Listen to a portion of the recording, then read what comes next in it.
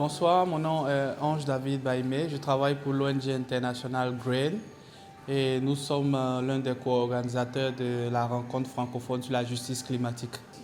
Pour nous, la justice climatique fait référence à la question alimentaire, comme je l'ai dit, à la question énergétique. Et nous battons pour la justice climatique parce que de plus en plus les inégalités sont fortes. Et aujourd'hui, avec la situation de Covid qui frappe nos pays, il est important de lutter pour atteindre cette justice climatique-là, qui pour nous est gage de liberté, est gage vraiment de bonheur. Si nous ne pouvons pas avoir cette justice climatique-là, je pense qu'il serait difficile pour nos communautés de pouvoir s'adapter au changement climatique.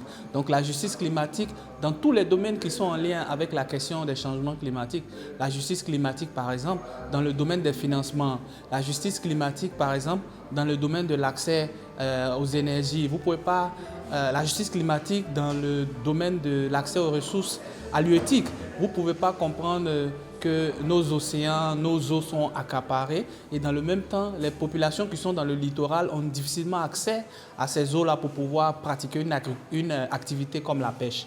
Et que ce sont des grands bateaux, des grands bateaux qui viennent et qui pillent les ressources halieutiques de nos pays pour aller les vendre au plus offrant. Donc tout ça, c'est une question de justice climatique. La justice climatique est la clé du développement, c'est-à-dire que si nous ne passons pas par la justice climatique, il sera difficile d'atteindre ce que nous voulons.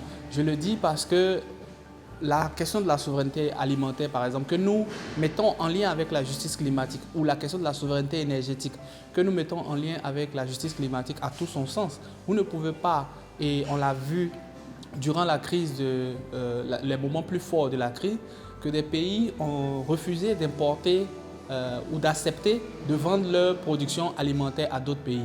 C'est-à-dire la Côte d'Ivoire qui, par exemple, en 2019, avait fait une importation alimentaire très importante concernant le riz, s'est vu arriver un moment incapable d'aller acheter du riz en Asie parce que les Asiatiques avaient décidé de garder leur production alimentaire pour elles-mêmes. Donc c'est ce genre de situation qu'il faut éviter. Et c'est pour cela que nous luttons pour la justice climatique parce que cela met en lien la question de la souveraineté alimentaire, comment les peuples se nourrissent. Nous ne pouvons pas continuer à être des pays qui dépendons uniquement de l'importation alimentaire pour pouvoir nous nourrir. Ça n'a pas de sens et donc pour nous, il faut travailler à éviter cela. Et c'est cela, nous, la justice climatique. Ce qui est important, comme je le dis, c'est que cette rencontre sur la justice climatique est inédite, c'est une première. Donc je remercie vraiment l'organisation JVE Côte d'Ivoire qui a pu mettre toute cette réflexion ensemble et les partenaires qui les ont accompagnés. Parce que réfléchir sur la justice climatique, ce n'est pas quelque chose de commun. Beaucoup d'organisations veulent travailler sur la question du changement climatique sans chercher à comprendre, sans chercher à fouiller, à creuser l'information. Et pourquoi est-ce qu'il faut lutter pour la justice climatique? C'est parce que sans justice climatique, pour nous qui sommes des États qui sont impactés, parce qu'il faut savoir qu'il y a des États qui sont durement impactés par les changements climatiques, il est important pour ces pays-là de pouvoir voir comment avoir réparation.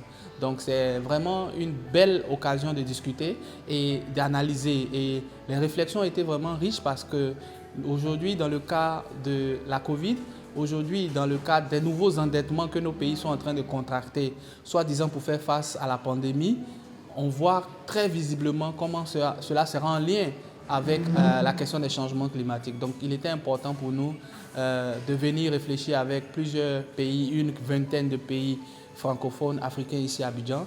Et nous remercions vraiment tous ceux qui ont travaillé pour la réussite de cet événement.